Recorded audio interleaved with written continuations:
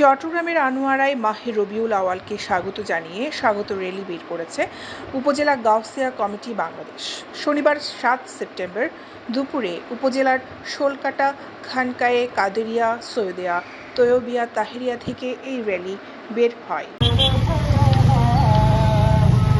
র্যালির শুরুতে দেশ ও মুসলিম উম্মার জন্য দোয়া করে মোনাজাত করেন চট্টগ্রাম জামিয়া আহমদিয়া সুন্নিয়া আলিয়া মাদ্রাসার সাবেক অধ্যক্ষ মুফতি অসিয়র রহমান আল কাদেরী। র্যালির উদ্বোধন করেন সংগঠনের কেন্দ্রীয় পরিষদের যুগ্ম মহাসচিব মাহবুবুল হক খান। সভাপতিত্ব করেন উপজেলা গাউসিয়া কমিটির সহ সভাপতি মাওলানা ফজলুল করিম আনোয়ারি।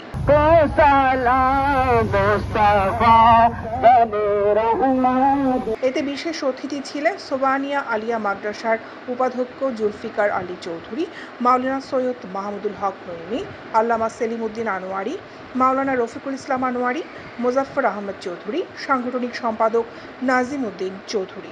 র্যালি ও অনুষ্ঠান পরিচালনা করেন উপজেলা গাউসিয়া কমিটির সাধারণ সম্পাদক মনির আহমেদ চৌধুরী। র্যালিটি উপজেলার শোলকাটা, খানকায়ে কাদেরিয়া, সৈয়দিয়া তৈয়বিয়া তাহেরিয়া হতে চাতুরী চৌমুহনী বাজার, বন্দর সেন্টার, বখতিয়ারপাড়া, কালীবাড়ি, বটতলী, মোহসেন আউলিয়া, বরুমচড়া রাস্তার মাথা, বারুখাইন, হাইলধর ও আনোয়ারা সদরের প্রায় ৫০ কিলোমিটার এলাকা প্রদক্ষিণ করে শোলকাটা ছুরত বিবি জামে মসজিদে এসে শেষ হয়। এ সময় র্যালিতে ট্রাক, মোটরসাইকেল সহ বিভিন্ন যানবাহনে কয়েক হাজার লোক অংশগ্রহণ করেন। পরে মিলাদ মাহফিল ও কিয়াম মোনাজাত শেষে অনুষ্ঠান শেষ হয়।